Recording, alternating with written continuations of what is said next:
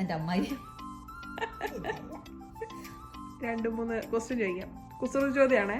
പൊന്നാളെ ദൈവത്തെ ഓർമ്മ കുസൃതി ചോദ്യം ചോദിക്കില്ലടിയ. തലയിൽ കാൽ വെച്ച് നടക്കുന്ന ജീവി. ഏറ്റവും തണുപ്പുള്ള അക്ഷരം. അങ്ങനെ അയ്യാവുന്നേ. അപ്പൊ പോയേ.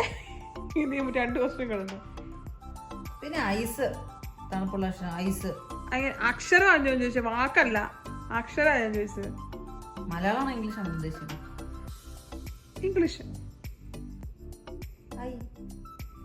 എങ്ങനെ അയ്യാ തണുപ്പുള്ള അക്ഷരമാണ്? അപ്പൊ അറിയത്തില്ലല്ലോ, ഞാൻ പറയട്ടെ. ബി. ബി എന്നാ വരുന്നത്? AC നൽകിയിരിക്കുന്നതുകൊണ്ട് ബി.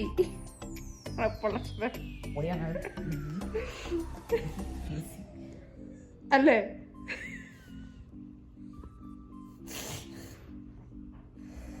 ഇതൊക്കെ ഏത് നേഴ്സറി കുഞ്ഞുങ്ങളോട് ചോദിച്ചിട്ടുണ്ടെങ്കിൽ ആൻസർ പറയും. ഇത്ര സ്റ്റാൻഡേർഡ് ഇല്ലാത്ത ക്വസ്റ്റ്യൻ ചോദിച്ചാൽ എന്നെ വേണം ആദ്യം തല്ലാൻ. എന്നിട്ട് നിങ്ങൾക്ക് അത് അറിയത്തില്ല. അപ്പൊ ലേശം സ്റ്റാൻഡേർഡൊക്കെ എനിക്കുണ്ട്, നിങ്ങൾ മനസ്സിലാക്കണം. 2 കഴിഞ്ഞ അതിലൊന്ന് പൊട്ടിയേ. ഇനി 2 കൂടെ ഉണ്ട്. എല്ലാവരും തെന്നി വീഴുന്ന രാജ്യം. തെന്നിന്ത്യ. ഗ്രീസ്. അവിടെ എന്നാ തെന്നി വീഴാൻ ചാൻസ് ഉള്ളത്? ഗ്രീസ് വിട്ടിട്ടുണ്ടെങ്കിൽ തെന്നി വീഴാത്തതല്ലേ അവിടെ എന്നാ? ഓ ഗ്രീസ്.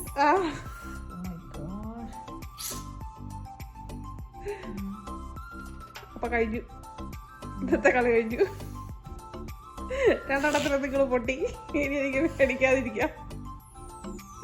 എന്നാലും 3 ഓർമ്മയെങ്കിൽ ഞാൻ പറഞ്ഞല്ലോ. 3 ഒരെണ്ണേ നിങ്ങൾ പറഞ്ഞുള്ളൂ. പറഞ്ഞല്ലോ. അത് ആദ്യത്തെ ക്വസ്റ്റ്യൻ ഞാൻ ആൻസർ ചെയ്തില്ല. ആദ്യത്തെ ക്വസ്റ്റ്യൻ മാത്രം. ഞാൻ അത്ര ഈസി ആയിട്ടുള്ള ക്വസ്റ്റ്യൻ ചോദിച്ചത് കൊണ്ട്.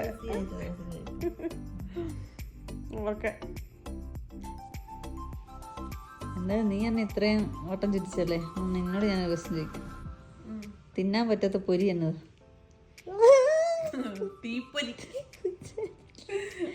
വീട്ടിലും നിർത്തില്ല, നാട്ടിലും നിർത്തില്ല. നിന്റെ ഏകദേശം സ്വഭാവം ഉണ്ട്. നീ ചില നേരം അങ്ങനെ ആകാറുണ്ട്. IS ഒരു മൃഗമാണ്. നിന്റെ ഒരു സ്വഭാവം ഉണ്ട് ഇടയ്ക്ക്.